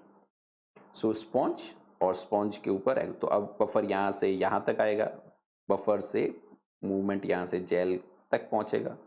फिर इसके ऊपर ये सब आप बीएससी से पढ़ते आ रहे हैं, इसके ऊपर अब हम क्या रखेंगे, नाइट्रोसेलुलोज शीट रखेंगे इसके ऊपर। तो ये हमारा स्पॉन्ज हो गया, फिर उसके ऊपर एग्रोज जेल हो गई, एग्रोज जेल के ऊपर नाइट्रोसेलुलोज शीट रखी जाएगी। तो इस तरीके से अब हमने नाइट्रोसेलुलोज पेपर रख दिया। नाइट्रोसेलुलोज पेपर के बारे में आपको अच्छी तरीके से पता है कि इसके ऊपर डीएनए है वह आसानी से एडसॉर्ब हो जाता है। तो अब क्या होगा कि डीनेचुरेटिंग कंडीशन में यहां से जो भी जेल के ऊपर डीएनए होगा, this DNA would be transferred to the nitrocellulose sheet, it would be transferred to the nitrocellulose sheet, that is our aim. So process को एफिशिएंटली करने के लिए, बफर के मूवमेंट को एफिशिएंटली कराने के लिए फर्दर नाइट्रोसेलुलोज शीट के ऊपर मल्टीपल लेयर के पेपर टॉवेल्स रख दिए, ताकि कैपिलरी रिएक्शन की वजह से तेजी से बफर ऊपर की तरफ मूव करे, ये इस तरीके से मूव करे। ऊपर हो सकता है हम और कुछ वेट और रख दें, ठीक है। तो यहां तक की बातें आपने पढ़ी हुई। अब क्या हुआ, बफर इस तरीके से मूव करेगा, स्पॉन्ज, स्पॉन्ज से ये मूव करेगा to agarose gel, agarose gel से ये मूव करेगा नाइट्रोसेलुलोज शीट, नाइट्रोसेलुलोज शीट से ये मूव करेगा टू द पेपर टॉवेल। इस तरीके से बफर है वह ऊपर की तरफ मूव करेगा, ठीक है, जिसको इस तरीके से हम देख सकते हैं। तो बफर ऊपर की तरफ मूव कर रहा है। बफर जब ऊपर की तरफ मूव करता है तो जो एग्रोज जेल में जो कुछ भी डीएनए होगा, this DNA from an agarose gel it would be transferred to the nitrocellulose sheet. Nitrocellulose sheet है वह बफर के लिए तो परमिएबल है, पर नाइट्रोसेलुलोज शीट से डीएनए है वह मूव नहीं कर सकता। एज अ रिजल्ट जो भी एग्रोज जेल के अंदर ये डीएनए है, this is the DNA in agarose gel, this would be transferred to the nitrocellulose sheet. इसको क्रॉस कर कर ये और आगे नहीं जा सकता, पेपर टॉवेल की तरफ नहीं जा सकता। बफर है, अल्कलाइन जो सॉल्यूशन है वह ऊपर की तरफ मूव कर रहा है, पर डीएनए है वो कहां पर जा रहा है, एग्रोज जेल से निकलकर नाइट्रोसेलुलोज शीट तक। तो इट इज मूविंग टू, तो आप देख रहे हैं बफर तो कंटिन्यूसली और आगे की तरफ मूव कर रहा है, डीएनए है वो नाइट्रोसेलुलोज शीट के ऊपर इसी जगह पर आकर सारा सारा एडसॉर्ब हो गया। सो सारा सारा डीएनए नाइट्रोसेलुलोज शीट के ऊपर इस जगह पर आकर लग चुका है। फिर तो नाइट्रोसेलुलोज शीट के ऊपर इधर लगा हुआ है, नाइट्रोसेलुलोज शीट को इस तरीके से आप हटाएंगे, इस तरीके से हटाएंगे तो ये देखेंगे सारा सारा जो डीएनए यहां पर था, यहां से ट्रांसफर कहां पर हो गया है, this has been transferred to the nitrocellulose, this is called as blotting, the DNA which was on the gel it is being transferred to a nitrocellulose sheet. अब इस जो भी ये नाइट्रोसेलुलोज शीट के ऊपर हमारे पास डीएनए आया है, ये सारा सारा डीएनए ए का, बी, सी, डी का सारा सारा कहां ट्रांस, अब एक मिरर इमेज बन गई है कि अगर एक्चुअली जेल के ऊपर समझाने के हिसाब से कि जेल के ऊपर ये ए लेन थी, ये बी लेन थी, ये सी लेन थी और ये डी लेन थी, तो इधर की तरफ अब ए, इधर मिरर इमेज तो ऐसे ही बनेगी, ये ए हो गया, ये बी हो गया, ये सी हो गया और ये डी हो गया, इसलिए हम numbers D C B A वापस नॉमेनक्लेट कर दिया, ठीक है। This is the gel and now we are talking about nitrocellulose paper. अब यहाँ पर बेकिंग करेंगे ताकि अच्छी तरीके से डीएनए उसके ऊपर एडसॉर्ब करे, बेकिंग के साथ साथ ब्लॉकिंग भी करेंगे ताकि सिर्फ वो डीएनए ही अवेलेबल हो हाइब्रिडाइजेशन के लिए, बाकी नाइट्रोसेलुलोज शीट हाइब्रिडाइजेशन के लिए अवेलेबल हो। मतलब यहां पर आपने लेट से बाकी सब जगहों पर बेकिंग के लिए most commonly utilize bovine serum albumin या केजीन प्रोटीन का इस्तेमाल किया ताकि बाकी जगह पर डीएनए हाइब्रिडाइज ना हो सके। So you are using some kind of albumin protein और some kind of other protein. कुल मिलाकर क्योंकि नाइट्रोसेलुलोज शीट के ऊपर जैसे प्रोब हाइब्रिडाइज करेंगे तो प्रोब तो डीएनए है या आरएनए है वो भी नाइट्रोसेलुलोज शीट के साथ एडसॉर्ब हो जाएगा, तो हम नहीं चाहते कि प्रोब है वह अनवांटेड जगह पर बाइंड हो, इसलिए बाकी जो भी नाइट्रोसेलुलोज शीट है उसको हमने एक प्रोटीन से, बोविन सीरम एल्बुमिन से, एक ब्लॉकिंग एजेंट से कवर कर लिया ताकि अब प्रोब सिर्फ उसी जगह पर जाकर हाइब्रिडाइज हो सके जहां पर सिंगल स्ट्रैंडेड कॉम्प्लीमेंट्री डीएनए है वह अवेलेबल है, ठीक है। तो अब हमने जो हमारे पास नाइट्रोसेलुलोज शीट है, इस नाइट्रोसेलुलोज शीट को हमने किस में रखा, अब nitrocellulose sheet now it has been kept in a probe solution. So there are, these are some of the fluorescent or more accurately radio labeled probe solutions, उसके अंदर इसको रखा। तो प्रोब क्योंकि रेडियो लेबल्ड है, मिक्स करने पर इस बैग को इस तरीके से मिक्स करने पर कुछ जगहों पर प्रोब है वह हाइब्रिडाइज होगा। ये probe it is containing a probe and probe will hybridize. Probe इस एग्जांपल में हमने प्लाज्मिड ए से लिया है और हम यहाँ पर हम देखना चाहते हैं प्लाज्मिड ए से प्रोब लिया तो ऑब्वियसली वो ए के साथ हाइब्रिडाइज होना चाहिए, बी के साथ हाइब्रिडाइज होगा या नहीं होगा वो अलग बात है, सी के साथ हाइब्रिडाइज होगा या नहीं होगा अलग बात है, डी के साथ हाइब्रिडाइज होगा या नहीं होगा। सो प्रोब ए एक स्पेसिफिक डीएनए से हमने लिया है and in this case we have taken a from a probe from a plasmid A. So what you will find is that at multiple places, wherever a probe will find a complementary sequence, it will hybridize. And obviously, probe will hybridize in the lane A. Lane A में तो सभी जगह पर जाकर hybridize होगा because it is from the जिस plasmid से हमने प्रोब लिया है उस प्लाज्मिड पर जाकर वो हाइब्रिडाइज होगा ही होगा और कई जगहों पर वो प्रोब हाइब्रिडाइज नहीं होगा। जैसे for example in this case C वाली जगह पर या डी वाली जगह पर प्रोब है वो हाइब्रिडाइज नहीं होगा। तो अब हम क्या करते हैं, स्ट्रिंजेंट वॉशिंग करते हैं। स्ट्रिंजेंट वॉशिंग का मतलब जहां कहीं पर भी प्रोब परफेक्ट कॉम्प्लीमेंट्री ना हो, परफेक्ट तरीके से हाइब्रिडाइज नहीं हुआ हो, उन सब जगहों से प्रोब है वो वहां से हट जाए तो स्ट्रिंजेंट वॉशिंग स्टेप करेंगे। सो अब हमारे पास this is the stringent washing where we will create a conditions that probes from non target positions get removed। उन जगहों से प्रोब है वह हट जाए। ठीक है, अब प्रोब क्योंकि रेडियो लेबल्ड था, प्रोब रेडियो लेबल था तो वो सीधा तो डिटेक्ट होगा नहीं। प्रोब कहां पर जाकर हाइब्रिडाइज हुआ, अभी भी स्ट्रिंजेंट वॉशिंग के बाद भी प्रोब कहां पर जाकर हाइब्रिडाइज हुआ, उसके लिए अब हम क्या कर रहे हैं, जो नाइट्रोसेलुलोज शीट है उसके ऊपर एक्सरे फिल्म रख रहे हैं। तो मैं यहाँ थोड़ा सा मार्क कर लेता हूँ, ये हमारी एक्सरे फिल्म है और एक्सरे फिल्म को किसके ऊपर रखा गया है, X ray film it is being covered on, so ये नाइट्रोसेलुलोज शीट है, नाइट्रोसेलुलोज शीट के ऊपर हमने एक्सरे फिल्म रख दिया और उसको अंधेरे में रख दिया। अब जहां कहीं पर भी रेडियो लेबल प्रोब होंगे वहां से रेडिएशन एमिट होंगे और रेडिएशन एमिट होने पर जो एक्सरे फिल्म है वह एक्सपोज हो जाएगी। तो एक्सरे फिल्म जहां जहां से एक्सपोज होती है इसका मतलब उन जगहों पर प्रोब जाकर हाइब्रिडाइज हुआ है। सो अब कहां कहां से एक्सरे फिल्म है वह एक्सपोज हुई है उसके लिए फिल्म को हम डेवलप करते हैं। फिल्म को डेवलप करने पर आपको देखने को मिलता है कि इन सब जगहों से अब सिल्वर कलर के ग्रेन्स दिखाई दे रहे हैं। ए और बी में तो सभी बैंड्स हैं वह दिखाई दे रहे हैं, सी के भी कुछ 2 बैंड दिखाई दे रहे हैं, डी में बिल्कुल भी बैंड दिखाई दे रहे हैं। सो बेसिकली इस तरीके की ये अप्रोच को, डिटेक्शन अप्रोच को हम ऑटो रेडियोग्राफी करते हैं और ये ऑटो रेडियोग्राफ है। सो इसको देख करने के बाद अब हमारा कंक्लूजन क्या हुआ कि प्लाज्मिड ए और प्लाज्मिड बी एग्जैक्टली सेम है, दे आर सेम और एग्जैक्टली सेम बिकॉज उनका बैंड पैटर्न एग्जैक्ट रिप्रेजेंट कर रहा है। हम कह रहे थे कि प्लाज्मिड सी अनरिलेटेड लग रहा है, पर अब फाइनल हम इस कंक्लूजन पहुंचे कि plasmid D is unrelated to a plasmid A. हाँ, प्लाज्मिड सी कुछ bands plasmid A से, at least there are 2 bands which are resembling with a plasmid A. So we will say that A and B are exactly same or they are the closest related plasmid. D है वह सबसे दूर है, plasmid A और D का कोई लेना देना नहीं है, जबकि प्लाज्मिड C उसमें कुछ फ्रेगमेंट्स प्लाज्मिड A से मैच हो रहे हैं। So this is how you go for southern hybridization. Okay, यहां तक बात क्लियर हुई।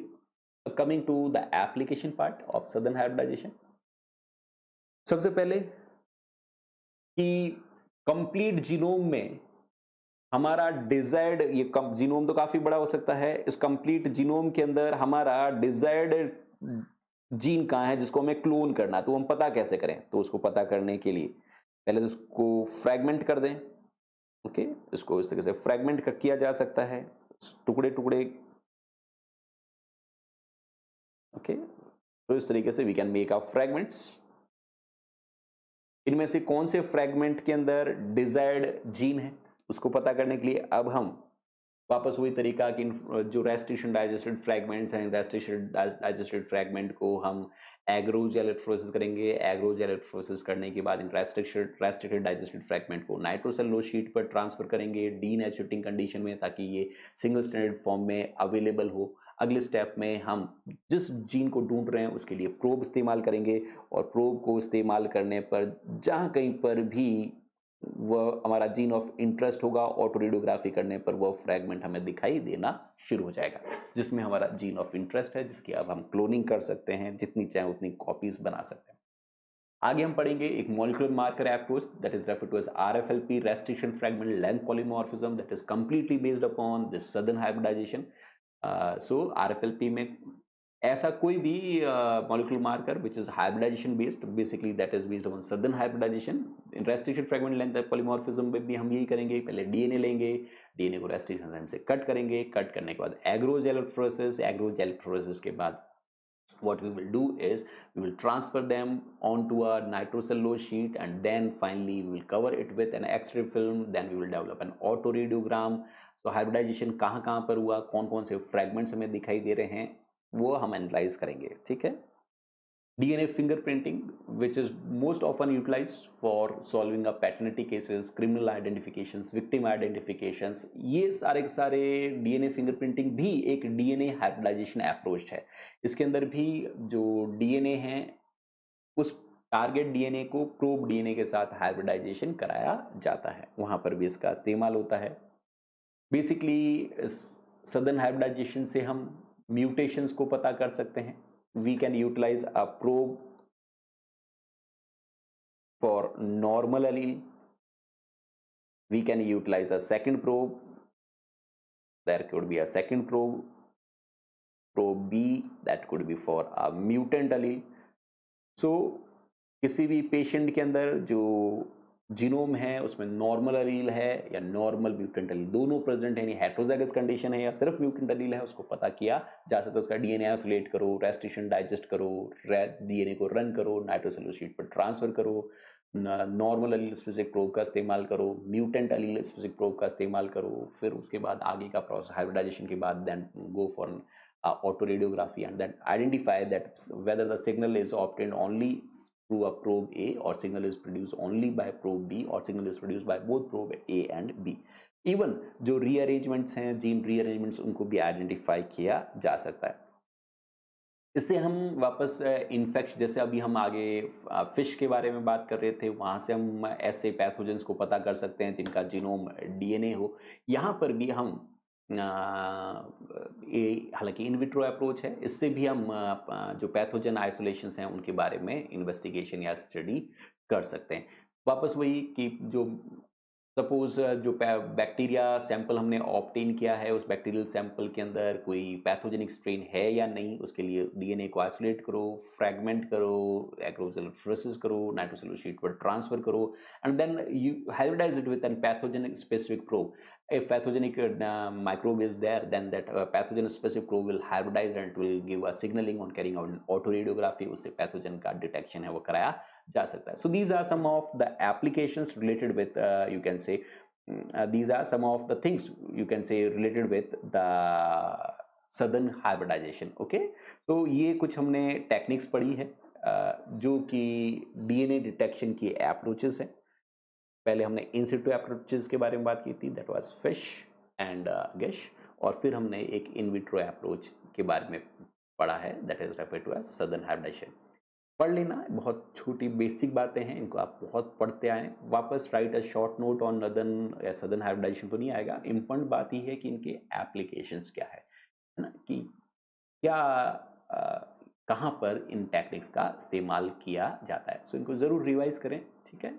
So thank you once again for staying with me.